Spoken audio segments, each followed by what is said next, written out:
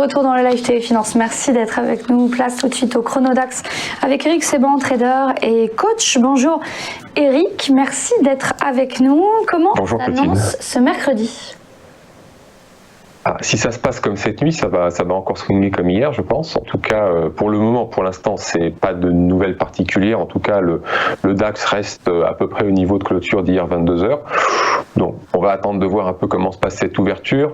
Ce qu'il y a de sûr, c'est que, alors je vous disais, cette nuit, ça a un peu bougé. C'est-à-dire qu'à 7h du matin, on perdait déjà 0,40%, c'est-à-dire à peu près le niveau de perte d'hier, de repli d'hier.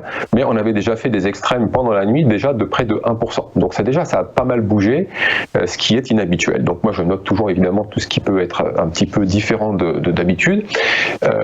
Et justement, sur ce point-là, je note que depuis 3 séances, j'inclus pas celle d'aujourd'hui, je pense simplement les séances passées, les 3 séances dernières, on a un retour de la volatilité intraday.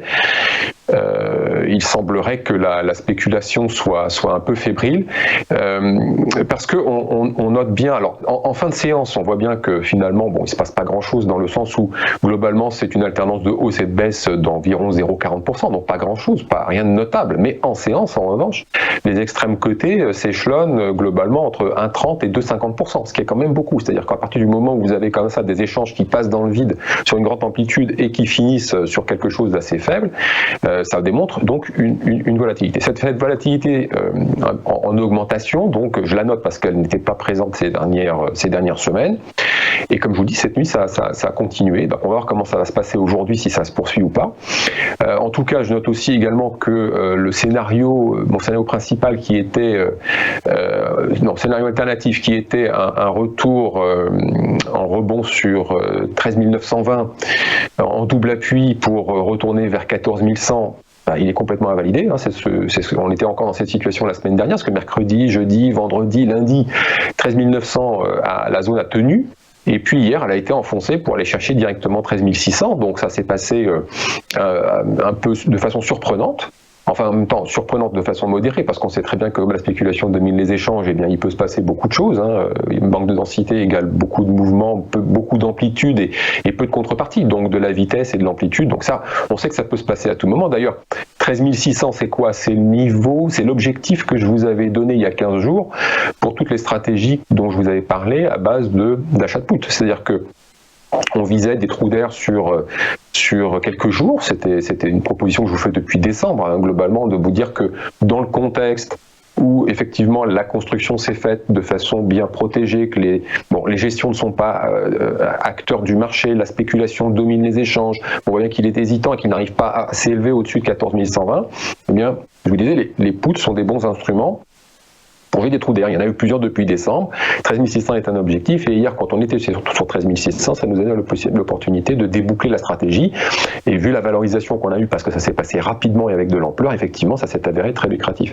Donc ça, il faut continuer à bien analyser le contexte en temps réel pour comprendre un petit peu justement quelles sont les possibilités qu'a le marché de bouger, et puis établir des scénarios dans ce sens. Donc pour le moment, en tout cas, moi je résume la situation très simplement, c'est-à-dire que j'anticipais qu'il n'y ait pas de relais à la hausse, qu'il n'y ait pas de relais à la baisse. Et hier, on a bien vu qu'il n'y a pas eu de relais à la baisse. 13 600, on a rebondi comme une balle de 200 points. Donc on a touché, bam, on est reparti direct.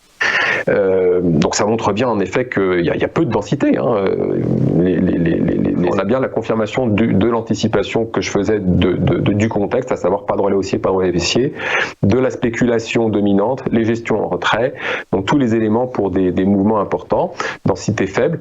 Donc l'idée maintenant que tout ça est bien validé, puisque c'était une anticipation, maintenant c'est bien validé, c'est de poursuivre une stratégie qui combine donc le futur en intraday pour jouer le sens qui est toujours haussier, parce qu'on n'a toujours pas de signal baissier, de retournement de tendance, il n'y a rien dans ce sens, ni de chartiste ni technique. Donc continuer en intraday à essayer de continuer à faire des échanges, des écarts de 40-50 points quand le marché nous donne l'opportunité, et de jouer en parallèle donc des options de baisse, donc des puts, sur les points hauts si on y retourne vers 14 120 pour jouer toujours des trous d'air, parce que pour le moment en tout cas, nous n'avons pas d'indication que le contexte a changé. Évidemment, on va être très attentif à la zone 13 600, parce que si elle est cassée, c'est un message, c'est un premier message d'alerte, donc je serai très attentif à ce qui va se passer, comment ça va se passer, donc je vais me mettre un peu en retrait pour prendre le temps d'analyser les choses, mais tant qu'on n'a pas de signaux, d'indications nouvelles d'un changement de contexte dans le marché, il faut continuer à appliquer cette stratégie qui s'avère payante et qui est dans le sens, globalement, qui colle bien au contexte, tant sur le sens que les outils qu'on va utiliser pour la travailler. Merci beaucoup, Eric, pour votre analyse.